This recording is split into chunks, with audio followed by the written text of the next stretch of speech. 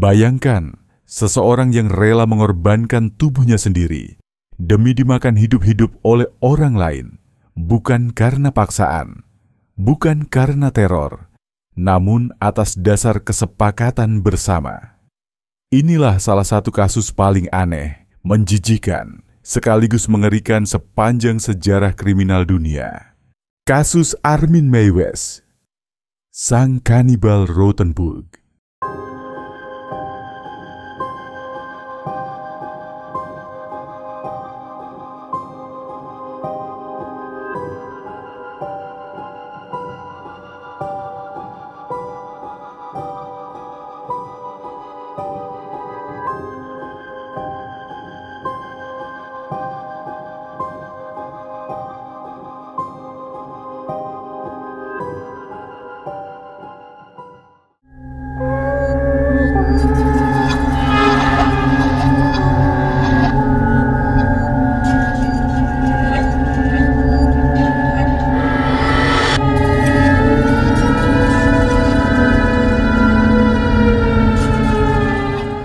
Armin Meiwes lahir di Jerman Barat tahun 1961, hidup dalam dunia yang penuh bayangan. Ayahnya pergi saat ia berusia 8 tahun, meninggalkan Armin kecil hanya bersama ibunya, yang keras, dominan, dan mengekang. Ia tumbuh tanpa kasih sayang, tanpa teman. Kesepian itu menjelma menjadi fantasi-fantasi aneh tentang sahabat imajiner yang bisa ia miliki selamanya. Namun di usia remaja, fantasi itu berubah lebih gelap. Ia mulai terobsesi pada gagasan kanibalisme.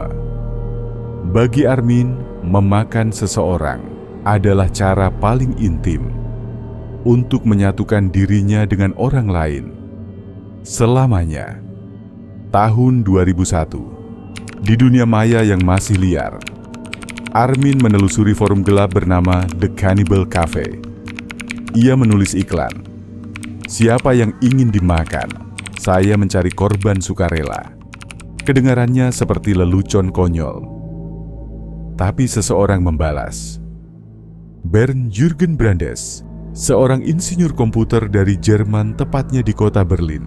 Dia bukan hanya bersedia, tapi justru menginginkan hal itu.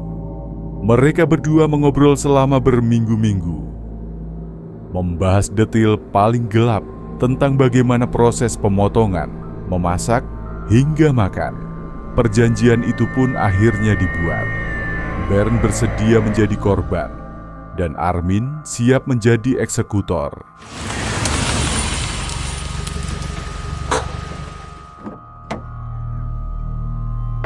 9 Maret 2001, Bernd tiba di rumah Armin di Rothenburg. Dua pria itu duduk bersama, meneguk wine, makan pizza. Semuanya tampak biasa sampai malam turun dan pintu kamar tertutup.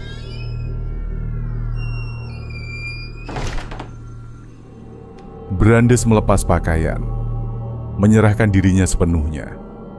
Ia meminta Armin memotong alat vitalnya terlebih dulu. Dengan tangan gemetar, Armin mengambil pisau dapur. Suasana sunyi, hanya terdengar suara napas dan pisau mengiris. Jeritan mengerikan pun pecah di dalam rumah itu.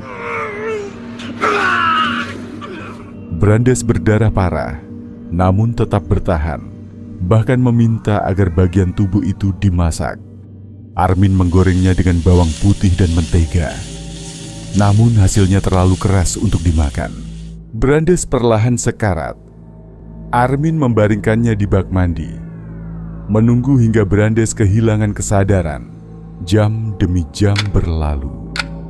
Akhirnya Armin mengakhiri hidup Brandes dengan pisau, lalu menyeret tubuhnya ke ruang bawah tanah. Di sana, ia memotong-motong tubuh Brandes, menata potongan daging dalam freezer, rapi dalam kantong plastik. Selama berminggu-minggu setelahnya, ia memasak dan memakan bagian-bagian tubuh itu dengan anggur merah di meja makan rumahnya. Yang membuat semuanya lebih mencekam, Meiwes hidup seperti biasa. Ia bekerja, menyapa tetangga, dan melakukan kegiatan-kegiatan lainnya seperti tak ada terjadi apa-apa. Setelah sekitar setahun sejak membunuh Brandes, Mae West kembali masuk ke forum online The Cannibal Cafe. Ia membuat iklan baru mencari pria sehat yang ingin dimakan. Inilah titik baliknya. Seorang pengguna forum merasa iklan itu sangat nyata dan tidak sekadar fantasi. Lalu ia melaporkannya ke polisi. Kali ini, polisi Jerman yang sudah memantau aktivitas forum itu memutuskan untuk bertindak. Seorang polisi siber menyamar sebagai sukarelawan. Ia pura-pura tertarik untuk menjadi korban kanibalisme Armin. Dengan hati-hati, sang petugas berpura-pura menegosiasikan pertemuan. Mereka mengobrol, membahas detail sadis seperti bagian tubuh mana yang akan dimakan lebih dulu. Setiap kata, setiap pesan yang dikirim adalah bagian dari operasi rahasia besar yang akan menjebak Armin. Ketika Armin menyepakati pertemuan, polisi langsung mengantongi bukti kuat. Lokasi alamatnya dan identitasnya terlacak. Operasi penangkapan pun segera disusun. Pada bulan Desember 2002, di bawah pekatnya malam Rothenburg, polisi menggerebek rumah Armin Mae West. Pintu didobrak dan aroma aneh segera menyeruak dari dalam rumah itu. Di dapur, mereka menemukan panci besar, pisau dapur berlumur noda, dan sisa daging di meja makan. Namun temuan paling mengerikan ada di ruang bawah tanah. Di dalam freezer besar, polisi menemukan kantong-kantong plastik berisi potongan tubuh manusia. Salah satu petugas tak kuasa menahan muntahnya. Potongan tubuh korban disimpan rapi. Sebagian sudah dibumbui, siap untuk dimasak. Tak jauh dari sana, mereka menemukan komputer pribadi Armin. Di dalamnya, video mengerikan berdurasi lebih dari 4 jam, merekam seluruh proses pembunuhan dan kanibalisme itu. Video itu begitu brutal, hingga para penyidik harus menjalani konseling setelah menyaksikannya. Akhirnya, Armin Mae West ditangkap tanpa perlawanan.